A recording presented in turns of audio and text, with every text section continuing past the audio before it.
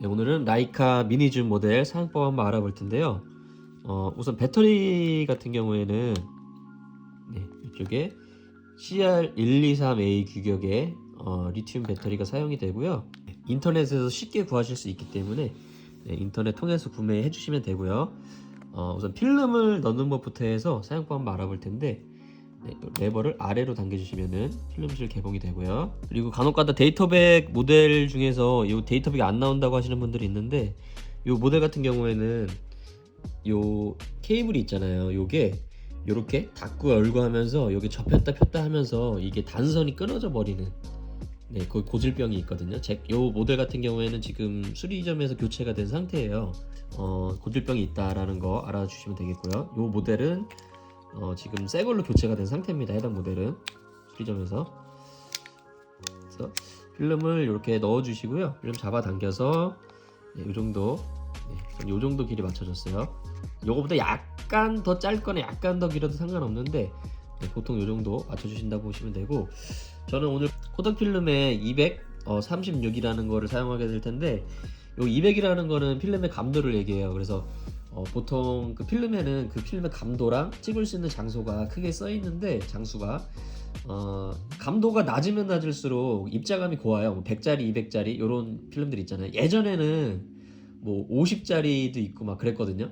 근데 요즘은 좀 흔치 않은 필름이죠, 50짜리는. 근데 뭐 100짜리, 200짜리 이렇게 낮을수록 숫자가 낮을수록 입자감이 곱고, 뭐 이제 400, 800, 1600 이렇게 올라갈수록 입자감이 거칠다고 보시면 되는데, 대신 뭐 그 감도가 높은 필름들은 실내 촬영할 때 있잖아요. 프레시 없이 실내 촬영을 하거나 좀 빛이 없는 상황을 촬영할 때 좀 적은 양의 빛으로도 촬영하는데 유리해요. 그렇기 때문에 그 감도가 높은 필름을 사용하는 거거든요.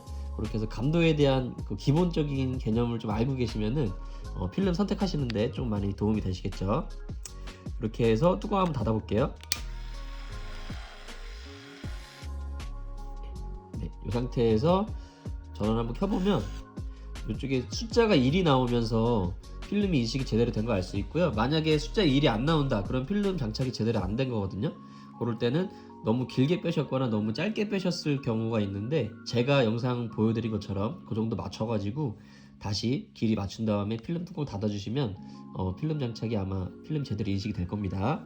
그렇게 해서 이제 전원을 껐다 켜시면 이 상태가 아무것도 없잖아요. 이 상태가 그냥 일반적인 오토 모드예요. 어두우면 플래시를 켜주고 밝으면 플래시를 꺼주는 일반 모드인데, 촬영하는 방법은 여기 이제 줌 있죠? 요걸로 이제 구도를 맞춰주시는데, 저 같은 경우에는 보통 35mm로 고정을 해놓고 촬영해요.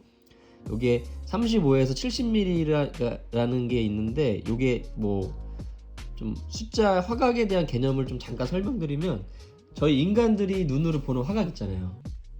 저희 사람들의 눈의 화각이 50mm예요. 그래서 모든 렌즈들은 50mm를 기준으로 잡거든요. 50mm보다 작으면 광각, 50mm보다 크면은 망원으로 분류가 되는데, 요 35mm부터 70mm잖아요. 그렇기 때문에 50mm를 기준으로 봤을 때 광각부터 망원까지 커버가 되는 렌즈인데, 이게 그 사람들이 그 50mm라는 화각은 저희가 일상생활 할 때는 모르지만, 이게 사진 카메라 렌즈 화각으로 따지면 조금 답답할 수 있거든요. 예를 들어서 카페에서 바로 앞에 있는 사람을 찍으려고 보면 얼굴이 뭐 꽉 차게 나온다던가 그럴 때 좀 답답할 수 있는데, 35mm 같은 경우에는 50mm보다 15mm가 광각이잖아요. 그래서 저희가 눈으로 보는 것보다 조금 더 넓게 담아줘요. 그렇기 때문에 되게 편안한 화각을 담아주기 때문에 저 같은 경우에는 35mm로 고정을 해놓고 버릇 줌 같은 경우에는 사용을 하지 않는 편인데, 조리개 렌즈의 밝기도 35mm일 때 가장 그 수치가 낮기 때문에 저는 35mm를 보통 고정을 해놓고 사용하거든요. 대부분의 줌 렌즈를 저는 이제 그렇게 사용하는데,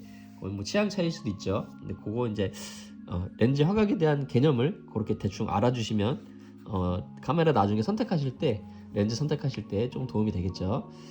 그렇게 해서 이렇게 줌으로 이렇게 뭐 화각을 선택을 해주신 다음에 구도를 잡으신 다음에 이렇게 반 셔터를 한번 눌러보세요. 반 셔터가 뭐냐면은 이거를 꽉 누르는 게 아니라 하프 셔터라 그러거든요. 이거를 살짝 반만 살짝 눌러보시면 이쪽에 불이 들어올 거예요. 위에 빨간 불은 그 프레시가 충전이 됐고 프레시 사용 준비가 됐다라는 걸 의미하고요. 밑에 초록불 같은 경우에는 초점이 맞았고 카메라가 준비가 됐다라는 걸 의미해요.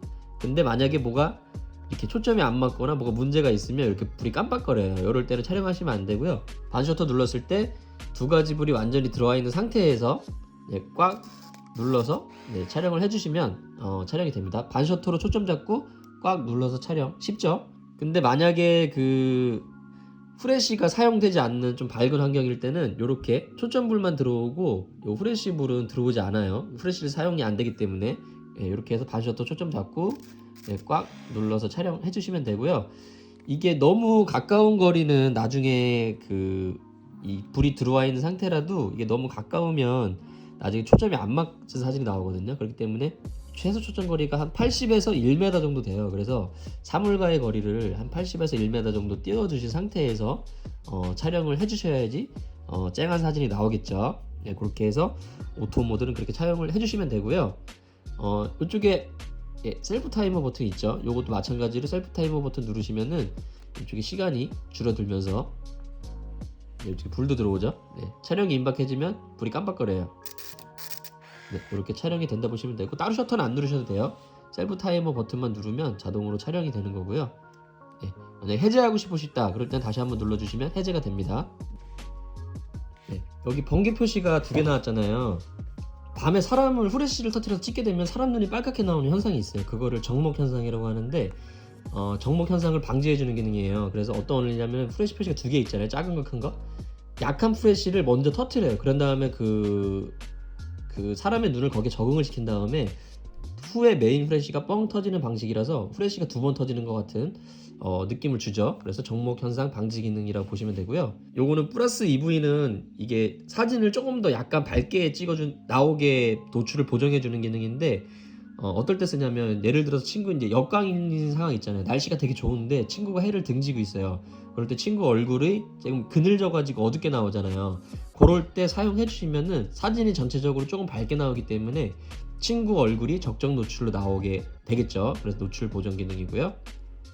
요거는 후레쉬를 무조건 켜겠다. 어둡거나 밝거나 상관없이 후레쉬 무조건 켜겠다는 뜻이고요. 그 다음에 요거는 정목 후레쉬를 켜는데 정목 현상 방지 기능으로 켜겠다라는 거예요. 요거는 후레쉬 오프 기능, 어둡거나 밝거나 상관없이 무조건 후레쉬를 끄겠다. 그리고 요게 초점이 무한대로 돼 있잖아요. 여기 뭐냐면 무한대 표시가 뭐냐면 예를 들어서 제가 카페 안에 있는데 친구가 창밖에 카페 너머에 있어요.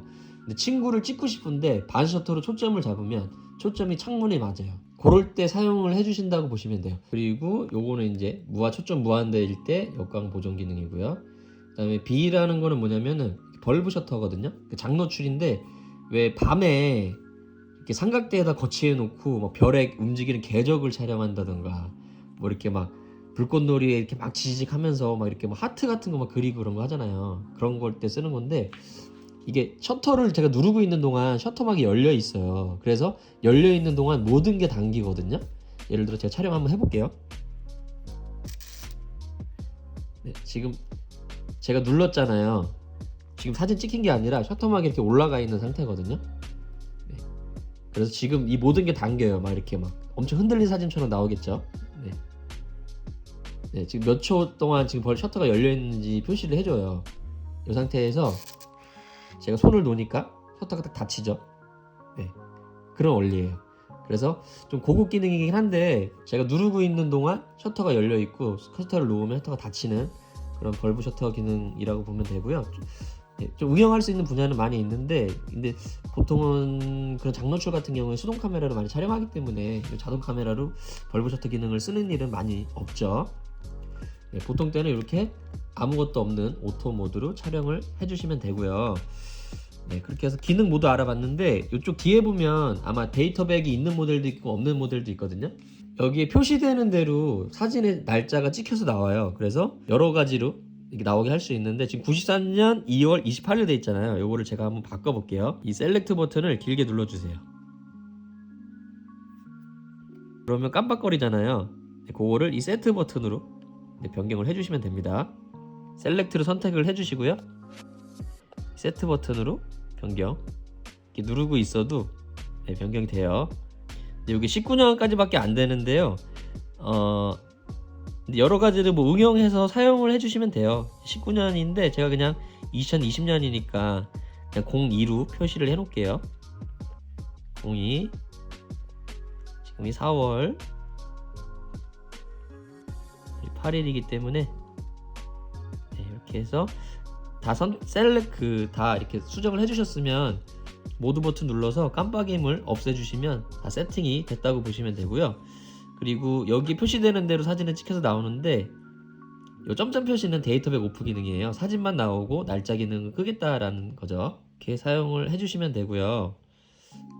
모든 촬영이 끝나면 알아서 필름을 감아 주거든요. 그런데 중간에 저처럼 한 뭐 몇 장 찍지 않았는데 중간에 급하게 필름을 빼야 될 때 있잖아요. 그럴 때 요 밑에 보면 비상감기 버튼이 있어요. 뾰족한 걸로 이거 눌러주시면은 네, 다 촬영이 되지 않았어도 중간에 필름을 뺄 수 있게 필름을 감아줍니다.